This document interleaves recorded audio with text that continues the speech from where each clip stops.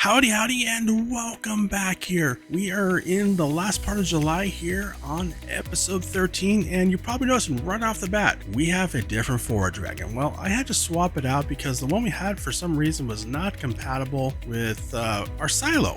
I don't know why, but we swapped it out. So now we're going to take the grass, move it over to our distributor, so that way it will automatically distribute the grass to our sheep. And I did do some playing around with stuff, so it will distribute only to the street, and the silage will automatically distribute only to the cows. So it's all gonna work. I love it. And a couple other cleanup things around the yard I want to do is we're going to take all the grass bales out of what we've been calling our sale shed and take them over to the other shed, because I want everything to be in this shed exclusively for what we're going to sell. Now let's talk about what the priority of this episode is going to be, and that is going to be harvest, because we are going to be moving on to August here and going into harvest season, and we have a lot of fields to harvest, which means we are getting really close to being able to make pig food and get some pigs.